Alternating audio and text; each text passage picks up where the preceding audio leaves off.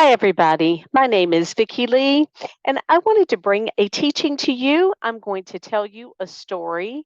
The Bible says those things that were written in former times were written so that through the encouragement of the scriptures, we might have hope. And if you like this story that I'm teaching, please like, share, and subscribe. Well, we are going to go into the book of Genesis, the first book of the Bible, and we are going to tell a story about a family. His name was Jacob. Abraham is the father of our faith. Abraham had a son named Isaac, and Isaac had a son named Jacob. Jacob's name would later be changed to Israel. And Jacob had a wife, then he had a second wife, and one of the wives couldn't have children. And so she said, "Take my handmaid and have children." So the other wife said, in competition, "Well, take my handmaid and have children." And so Jacob, called Israel, had children with wives and handmaids. And he winds up with 12 sons. Those 12 sons are going to represent the 12 tribes of Israel. What I love about the Bible is that it just tells the story. It stretches its leg and it tells the story. It tells the good and the bad and the ugly and the divine and the righteousness and the dysfunction because that's how life is, isn't it? And so we're going to talk a little bit about this story and give you the backdrop. But there's a point that I want to make in this story for you. And it's a very important point because sometimes we can't see what's coming around the corner. Sometimes we can think all is lost, and we don't realize that in the next chapter of our lives, just around the corner, we're going to receive the greatest blessing of our lives. So, in this holiday season, this is December 26th of 2022. We've just gone through the Christmas season. It's a wonderful time, but sometimes it can be very stressful. Sometimes in the season of perpetual hope, if you've had a hard time or a hard way to go and you felt a little bit hopeless, it can bring on a sense of despair. So we're going to read these things that happened in former times, and I'm doing this so that we, including myself, can all have hope. So bear with me as I tell the story, and then we are going to read and go through the end of the story. So Jacob, named Israel, has these sons, and one of the son was from his wife Rebekah. Now, Jacob dearly loved Rebekah. That was the love of his life. But Rebekah couldn't have any children. And so she was childless. And that's the reason the handmaids got in on it. She's like, we need to produce heirs. She eventually has a son named Joseph. Joseph was the apple of his father's eye, and his father saw promise in him. Now, sometimes parents can play favorites.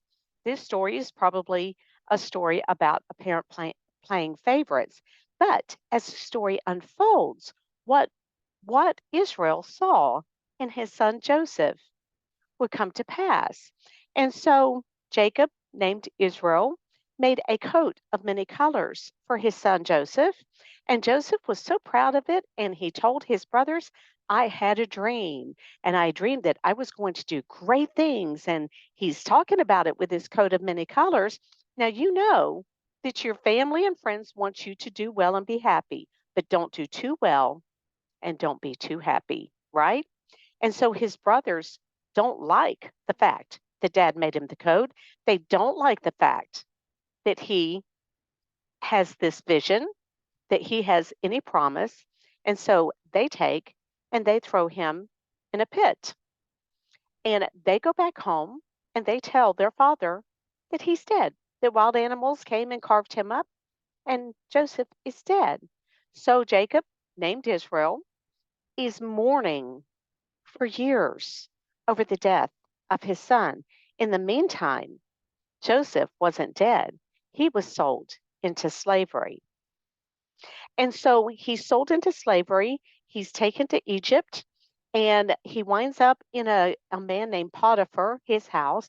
Potiphar is married, and Joseph is running his house. And Joseph always rises to the top because he's so excellent. And he's one of the few characters in the Bible that you just don't find a lot of fault in. He does things well, he's very righteous. And so Potiphar is gone from the house, and Potiphar's wife wants to sleep with Joseph. And Joseph says, no. So she goes to Potiphar and she tells him that Joseph was coming on to her and making advances towards her. And so Potiphar has Joseph thrown into prison. So Joseph, the boy full of promise, is put away, sold into slavery by his brothers. His father thinks he's dead. He's made his way to Egypt. He's found a respectable position, and now he's in prison. And he's running the prison because wherever he goes to the top. And he interprets some dreams and he said, please remember me. And they leave and they don't remember him. I'm not sure historically how long he was in prison. This is a man who's never done anything wrong, but yet he suffered at the hands of people who just were brutal. So one day, there's a dream that cannot be interpreted by the Pharaoh. They call on Joseph and they said, oh, remember him. He's interpreted dreams. And so he says to Pharaoh, this dream, the interpretation is that the land is going to have 7 years of plenty, and you are going to need to save up because after those 7 years of plenty, there's going to be 7 years of famine. So take all that bounty and save it back. And so Pharaoh makes him the governor of Egypt. So he is actively running Egypt, the superpower in the world. And as fate would have it, the famine strikes his own family. And so his father sends the boys over to Egypt to get supplies because Egypt is now renowned through the world for being prepared by the hands of Joseph. In the meantime, throughout all these years, Israel called Jacob, his wife, who couldn't have any children, they had Joseph, and then they had Benjamin. So these two boys were the children of promise from the wife that he loved, the father loved so much. And so when Joseph is gone, Jacob/Israel mourns. And so when he sends his son to Egypt, he will not allow Benjamin to go because he says, I lost Joseph and I would die if anything happened to Benjamin. He's got to stay with me and be safe. It's a sad story, isn't it? Because these 10 brothers knew the truth of what they had done. They weren't sure that Joseph had survived, but they knew that Joseph was not dead. They had lied to their father. When 10 people have a secret, it doesn't stay secret, does it? People tend to tell their mothers or their best friends or something. And all these years, all these people sat and watched their father mourn every day for the loss of a son who might not be lost. They had lied to their father and they didn't care to correct the lie. They were not filled with God's Spirit. The belt of truth was not in them. And it was brutal and it was nasty and it was not honest. And they sat and watched him mourn, never correcting it. But now circumstances are about to change because the brothers are going to Egypt and they're going to come across their older brother Joseph, who sees them and recognizes them, but they don't recognize Joseph. And so Joseph has power now, and he's asking about their father. Is their father still alive? And they're answering him. And then he asked about another brother, and they told him about the other brother. And so Joseph tells them, I'm not sure that you're spies. So the power dynamic has shifted, hasn't it? The 10 brothers had the power when Joseph was young. They've thrown him away. They're not sure that he survived. They don't know what happened to him, but they've told dad that he's dead. And now God has taken Joseph to the top to actually save his own family during this famine. So now Joseph is telling them, I'm not sure that you're spies. When you come back for more provisions, you must bring your younger brother. Joseph wants to see his younger brother, but he's not told them who he is. So he is weaving a plan. And when the younger brother has to go back with the boys to Egypt, their father, Jacob slash Israel, is inconsolable. He says, I've lost Joseph, and now I may lose my son Benjamin. I just can't perish the thought that I lose Benjamin too. It would kill me to lose the second son. And so now we're going to get into the chapter where Joseph, the governor of Egypt, is now threading the needle. And we're going to see, because this is the main point in this story, that Jacob slash Israel is going to think all is lost when Benjamin has to go to Egypt with them. Benjamin rides away, and he is inconsolable at the thought that his second son may be in harm's way.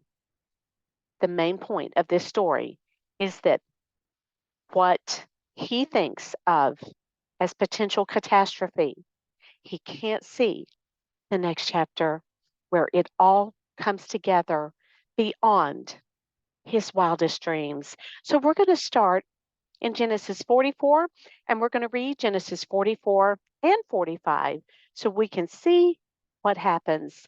And now Joseph gave these instructions to the steward of his house: fill the men's sack with as much food as they can carry, and put each man's silver in the mouth of his sack.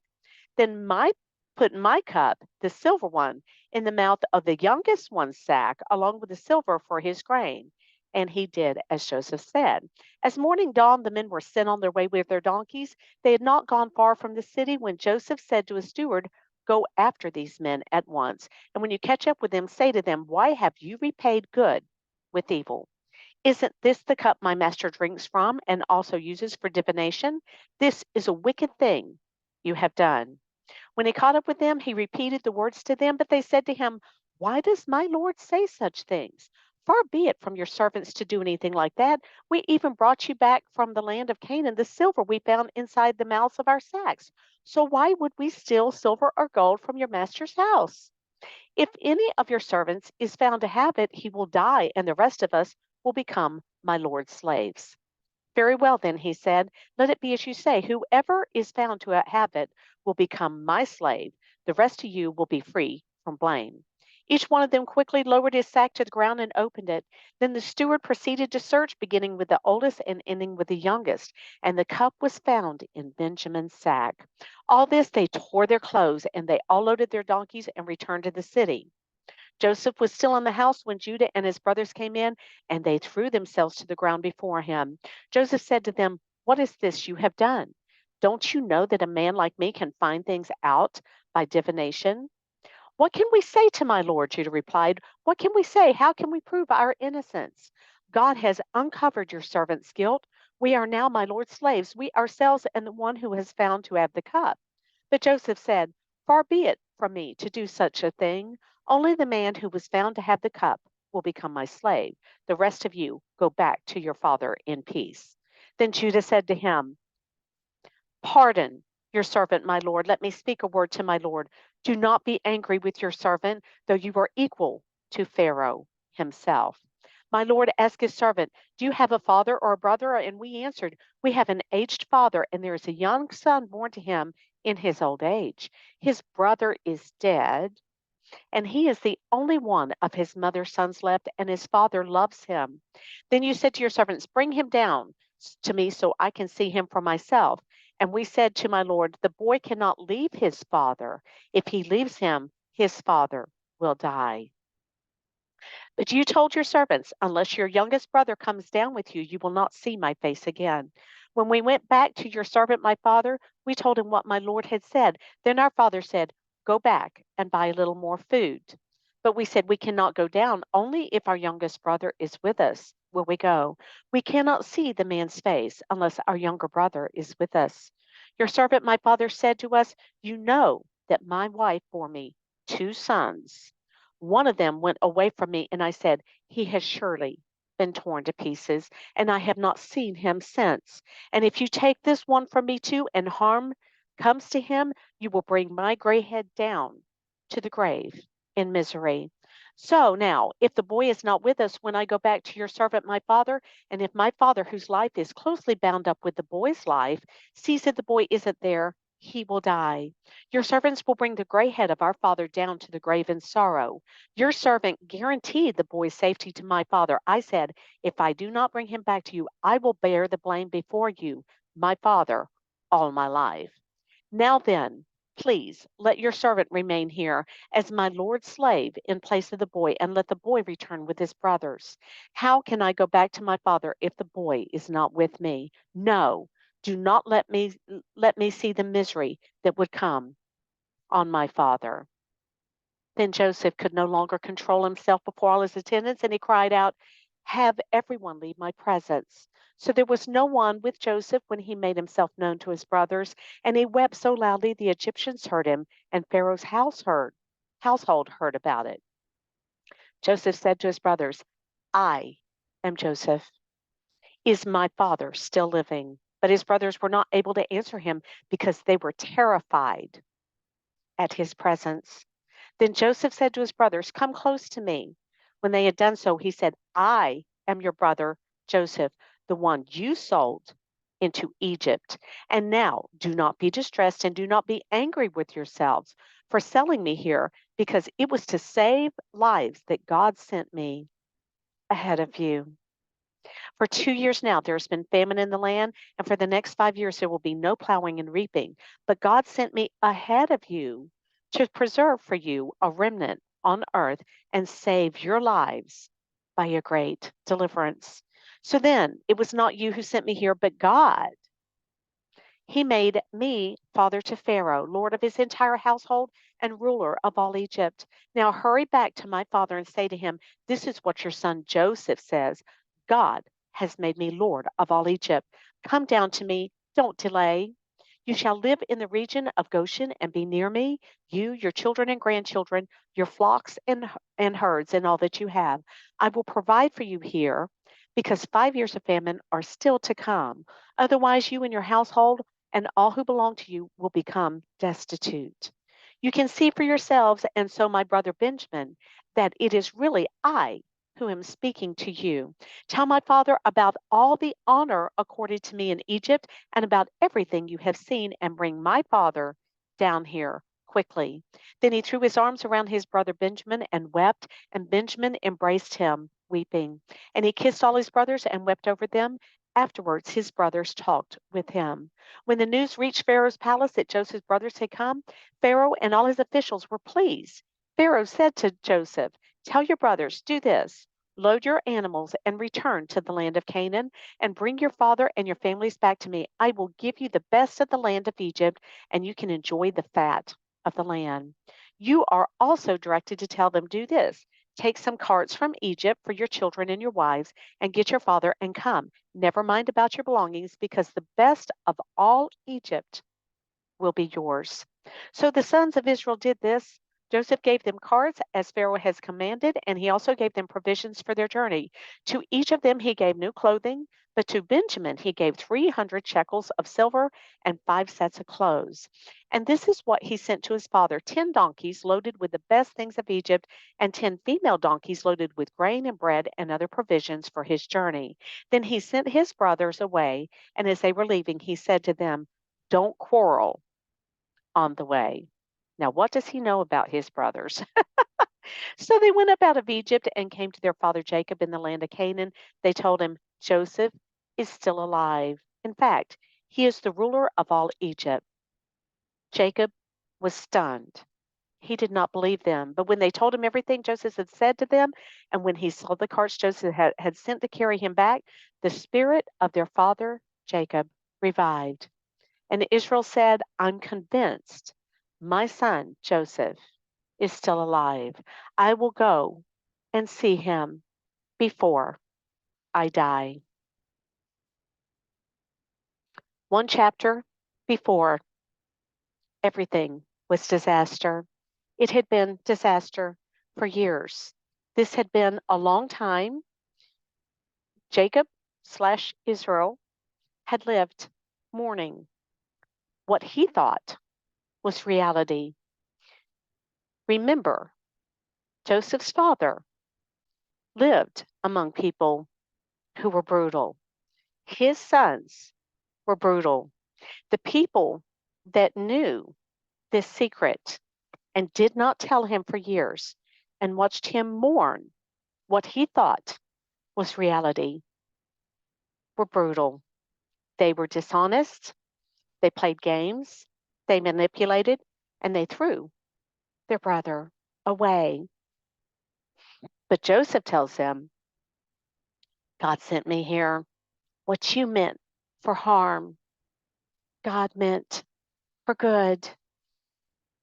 And Jacob slash Israel, I keep calling him by both names, he just couldn't see the next chapter and what was about to unfold. What he saw in front of him that he thought was reality from here on out through the timeline. That's the way it's going to be. And now my son Benjamin is gone from me, and I don't know that he's going to be safe. And Joseph's brothers are humbled as they plead their father's case. They eventually had to become concerned about their father.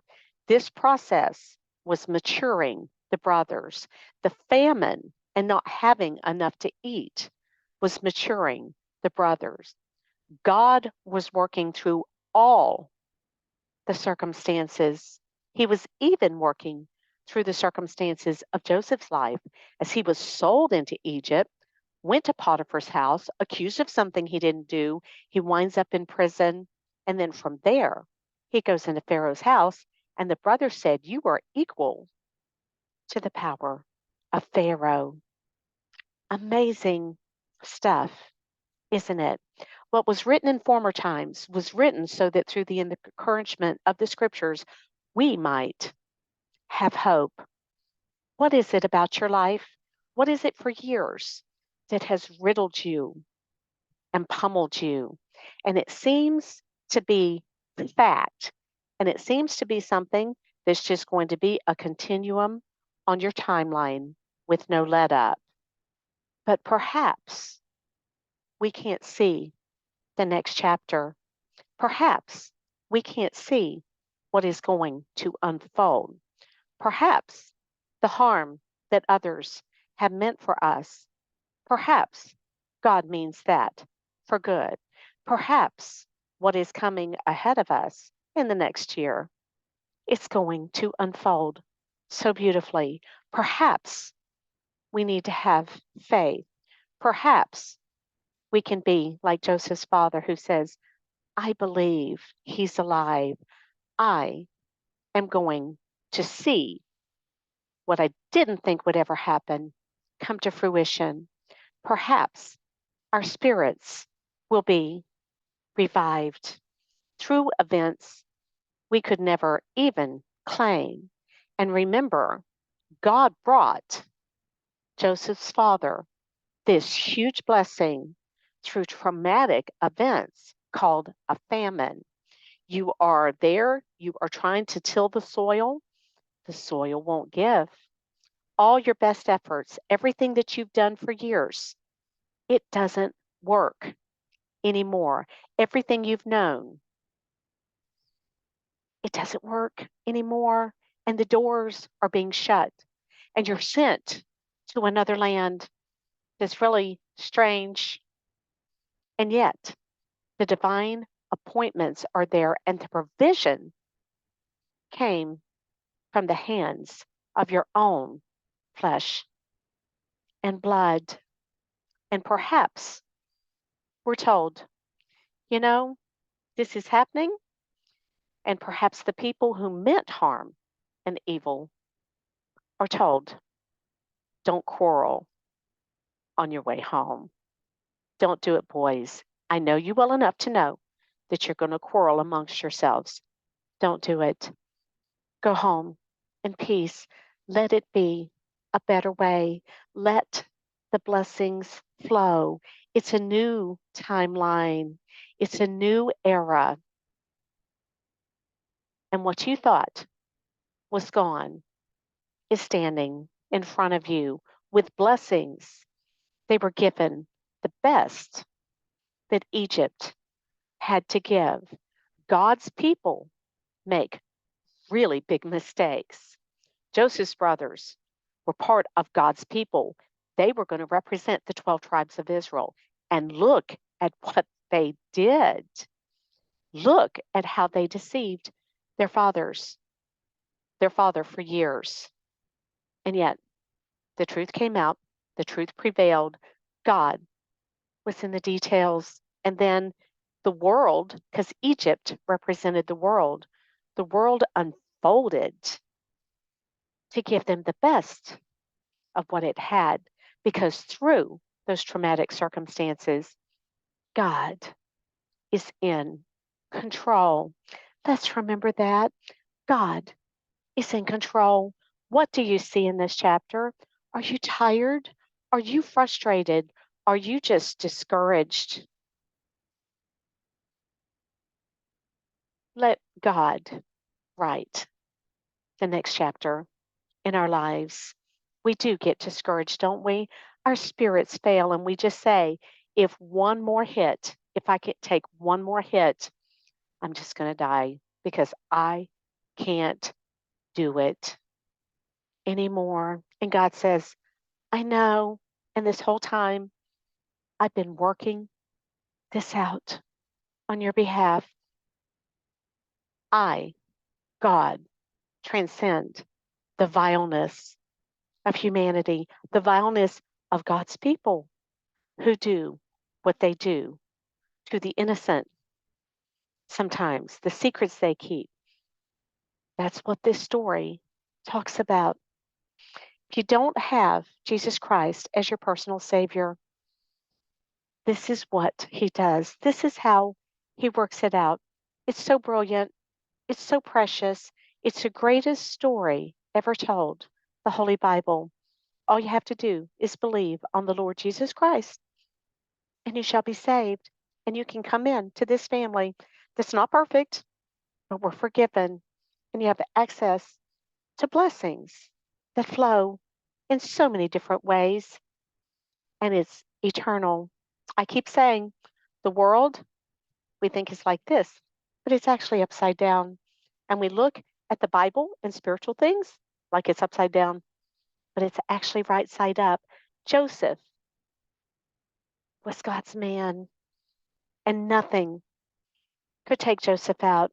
And there were times where Joseph was discouraged. He was kicked to the curb.